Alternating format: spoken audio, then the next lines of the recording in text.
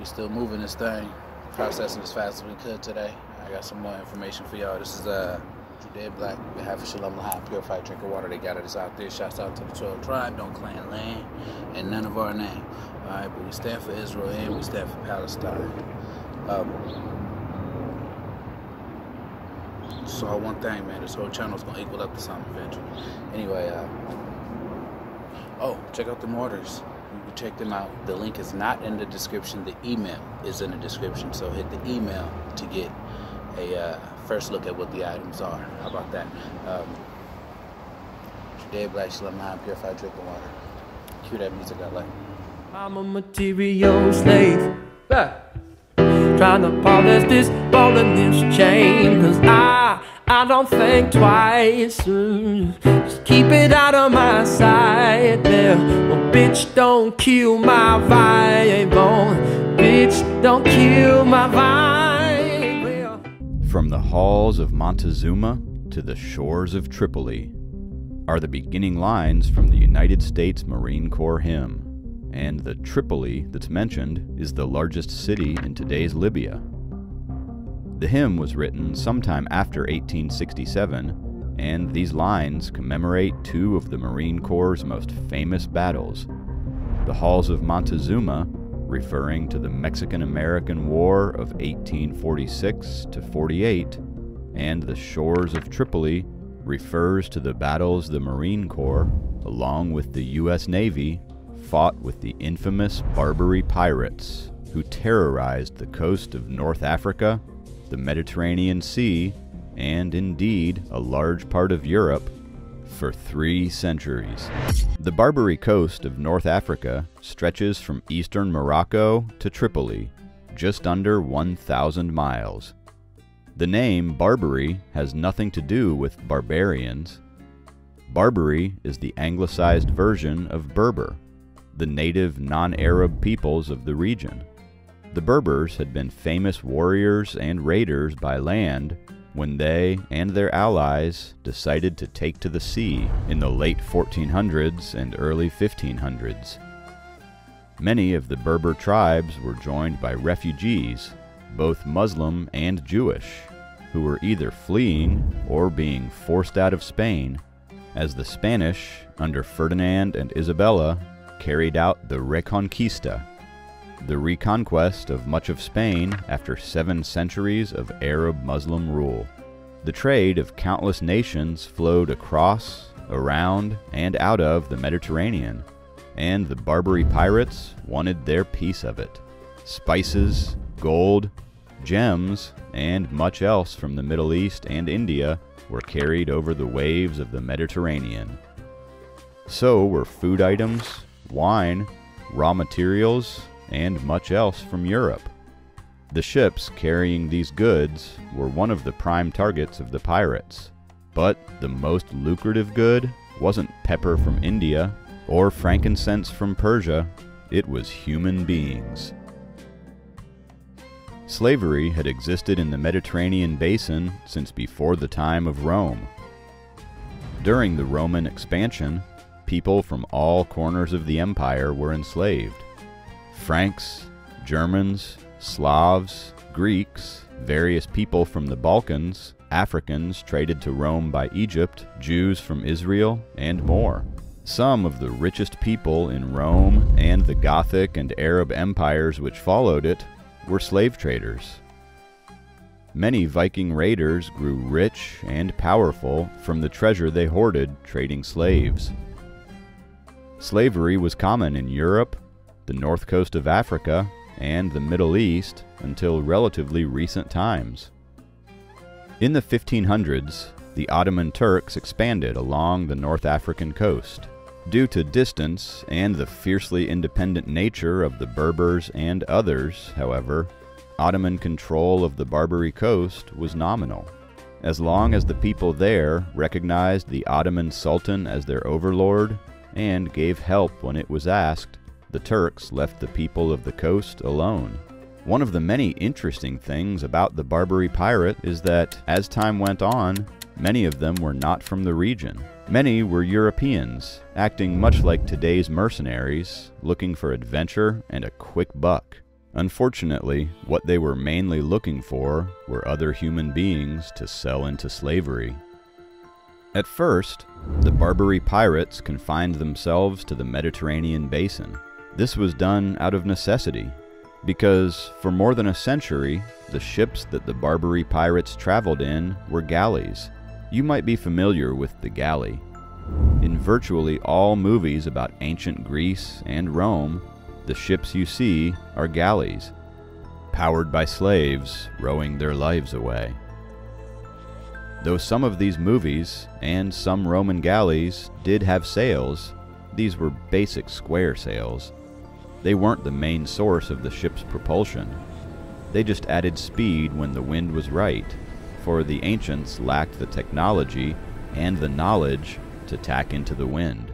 So likely millions of human beings around the world toiled away at the oars. By the mid-1500s, many areas of the western Mediterranean coastline of Europe were abandoned. The raids of the Barbary corsairs, another term for pirate, especially those of the Barbary coast, had been so successful in raiding that those left fled inland for greater protection. One of the most infamous of the Barbary raids took place more than 1,000 miles away, on the coast of Ireland.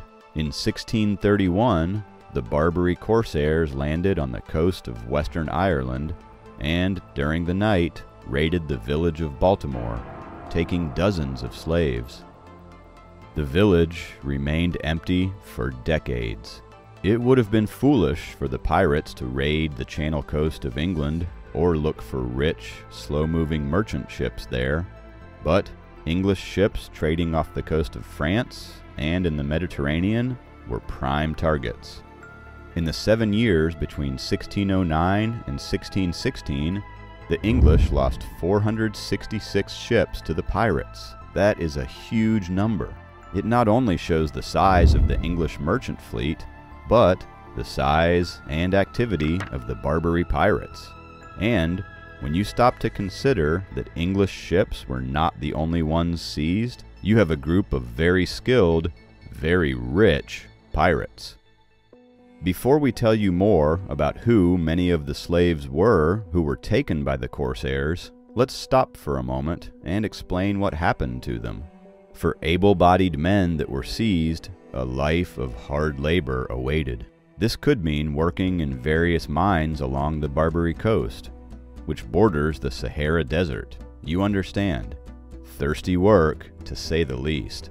Other men who knew something about shipbuilding might be put to work doing that, or many of the other menial tasks that daily life consisted of at the time. The worst fate for men was to be a galley slave. The life of a galley slave was most often quite short and extremely miserable. Men were placed at the oars, chained to the deck and to the oars, and never allowed to leave. Never.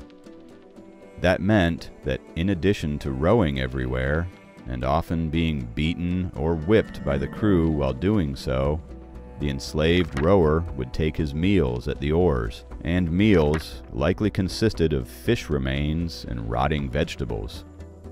Galley slaves remained at the oars in all weather. They did not have cushions to sit on. Worst of all, galley slaves were never unchained to relieve themselves. They did so at the oars. Their benches and bodies became coated with waste until a hard rain, or the crew finally doused them with water because of the stench.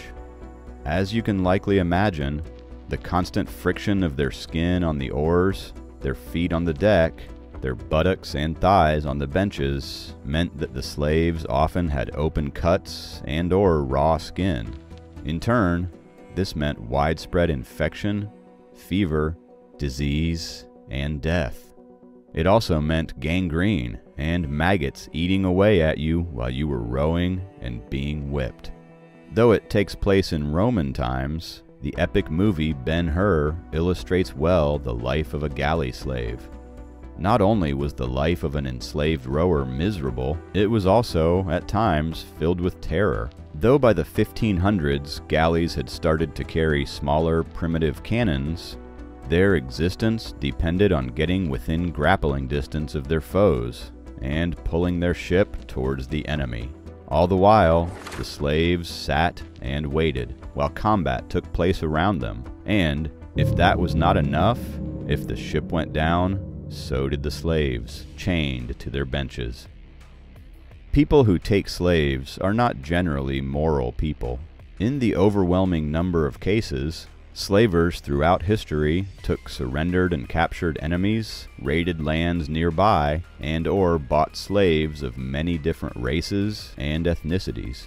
Slaves had been taken in Africa for untold centuries. Africans took Africans, Arabs took Africans, and when Europeans began to journey to the continent, they took slaves. Some of them went to Europe, but the majority were sent to the Americas, where there was no sizable European workforce, at least not at first.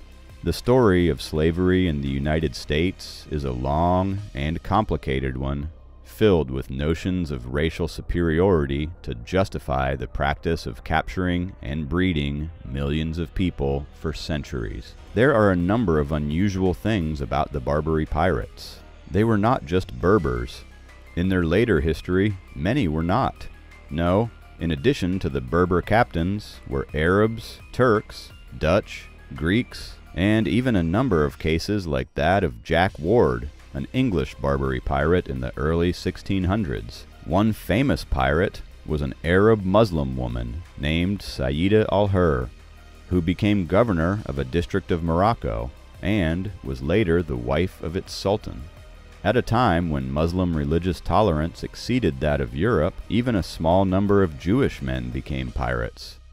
One such being Sinan Reis, who rescued the son of the most famous Barbary captain, Hayreddin Barbarossa, known in the Mediterranean from the English translation, Redbeard. In 2004, Ohio State University history professor Robert C. Davis published Christian Slaves, Muslim Master, which drew notice for its story of how European slaves made their way into the slave pens of the Barbary Coast and the Ottoman Empire. Davis's method of calculating the number of white slaves taken is mathematically sound, though many have said that his formula only takes an average number for every year for more than 2 centuries. By Davis's calculations, at least 1.5 million European slaves were taken from the coastal villages and ships in the Mediterranean basin, and as far afield as Ireland, as you heard in the case of Baltimore. Men were sent to hard labor in the mines, galleys, or the fields. Women were sorted by attractiveness and health. Those deemed unattractive were made to do work in the kitchen, fields, and homes. Attractive women and girls were sent to various important figures for their harem, including for the Sultan of Sultans in Istanbul. Children were often taken and raised as Muslims, some of those making their way into the famous Janissaries, an Ottoman version of the Roman Praetorian Guard. From the middle 1600s on, various European nations waged war on the Barbary pirates. This was done not only to stop the taking of European slaves, and, note, the European slavery of Africans continued, but to stop the pirates' seizure of important and valuable commodities such as olive oil and cotton from Egypt. One nation who took particular offense to the Barbary pirates' raids was the United States. The United States fought 2 wars, the First and Second Barbary Wars, to stop the seizure of trade goods bound for the new nation, and to stop the seizure of American sailors to sell in the slave markets. Interestingly enough, the Sultan of Morocco had been among the first to recognize the USA, and Moroccan pirates were forbidden to attack U.S. ships. The U.S. allied with Sweden in the Second Barbary War, 1815, to inflict a heavy defeat on the pirates, and piracy in the Mediterranean went into a rapid decline, though it did continue into the late 19th century.